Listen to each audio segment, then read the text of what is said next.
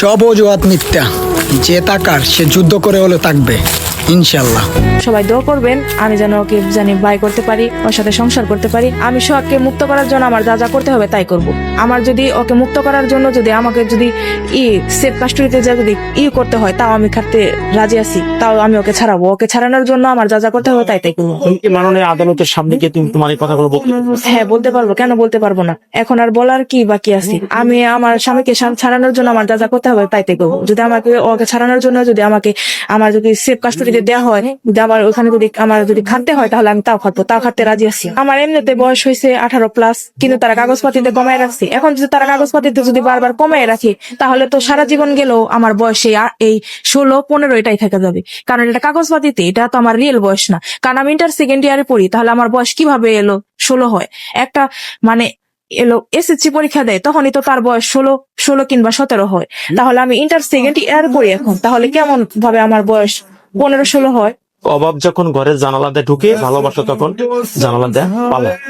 এখন তুমি সোহাগের যে অবস্থা, আমরা সোহাগের বাড়িতে গিয়েছিলাম, তার যে অবস্থা, তার যে বাড়ির যে অবস্থা, সেখানে তুমি তোমার মতো একটি মেয়ে, স্মার্ট একটা মেয়ে, সেখানে থাকার মতো কোনো পরিবেশ নেই বললেই চলে।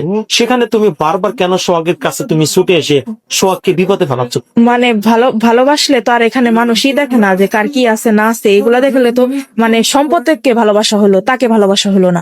কারণ আমি যদি দেখতাম ওর বাড়ি ঘর আছে নাকি কি আছে, তাহলে তো এখানে ওকে ভালোবাসা হলো না, তাহলে ওর সম্পদকে ভালোবাসা হলো, ওর কি আছে না আছে ওকে ভালোবাসা হলো। আমি ওকে ভালোবাসি, আমি ওর সাথে ভালো থাকতে পারবো, এটা আমি বুঝতে পারছি যে না আমি ওর সাথে ভালো থাকতে পারবো। আর ওর সাথে আমার শারীরিক সম্পর্ক হয়ে গেছে, সবকিছু হয়ে গেছে, আমার বাচ্চাও হয়েছিল, বাচ্চা কনসিভ হয়েছে, ওটাও নষ্ট করে দিছে। এইসব ভাবতাছি, এইসব বিষয় এখন আমি অন্য কোনো পুরুষের যদি বিয়ে করতে যাই, ওই পুরুষকেও ঠকানো হবে, তাহলে কেন আমি এই কাজটা করব?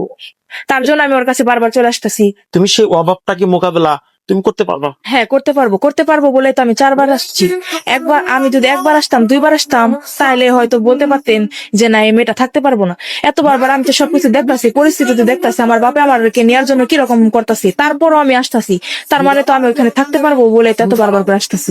4বার চলে আসছো, এটা কি সোহাগ তোমাকে 4বার মধ্যে কতবার নিয়ে আসছে আর তুমি কতবার আসছো? সোহাগ আমাকে একবারও নিয়ে আসি না, আমি প্রতিবারে আমি আসছি। আইসা নেই ওকে আমি বাড়িতে পাইছি, তারপর ওনারা দেখে আমি যাওয়ার আগেই ওরে ধরে ফেলছে। ধরে পড়ার পরে তারপর আমাকে পাইছে, পাওয়ার পরে মানে এইটি কইরা তারপরে পুলিশ টুলিশ আনে, তারপর আমার নিয়ে গেছে। একবারও আমাকে নিয়ে আসে না। আর এবার তো আমি আসছি, এবার তো জানি আমি যাইসা পড়ছি ওইলো কারাগারি, তারপরে আমি আসছি ওর যখন 25 দিন, তারপর আমি এসে আমার আশা। কারণ সোহাগ কখনো আমার সাথে এরকম করবো না, কারণ আমি জানি সোহাগ আমাকে অনেক ভালোবাসে দেখেও আমার জন্য জেল খাটতাছি। কারণ ও যদি এরকম নাই চাইতো তাহলে ও আমাকে 1বার আনছিল, 2বার আনছিল।